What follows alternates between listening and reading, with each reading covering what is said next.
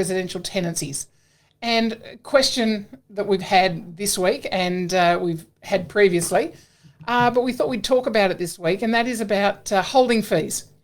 And it's, Section 24 of the Residential Tenancies Act, and it talks about holding fees. And it actually states that a person must not, so an agent must not receive from a tenant a holding fee unless the tenant's application for tenancy of those residential premises, we're talking residential here, has been approved by the landlord, and the fee does not exceed 1 week's rent of the residential premises. So that's based on the rent that's obviously going to be in the residential tenancy agreement. So they must have been approved and it must not exceed that 1 week. Okay, so, and the agent who's receiving those fees needs to give the tenant a written receipt setting out the amount that they've paid, the date on which it was paid, the address of the premises that they're intending to lease, the name of the landlord and of the tenant. So all of that needs to be on that. So, and when they're paying that, they can't, the landlord, or you as the landlord's agent, cannot enter into another residential tenancy agreement for those premises with any other person within 7 days of the payment of that holding fee.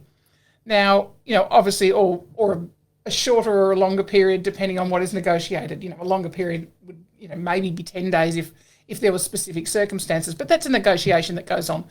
So, and you can't do that unless the tenant notifies the landlord, or you as the landlord's agent, that the tenant no longer wishes to enter into that residential tenancy agreement.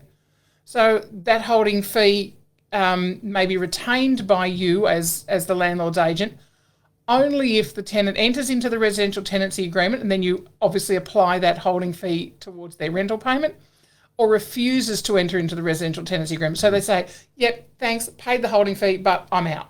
Okay, so that is only the only ways that you can be retaining that holding fee.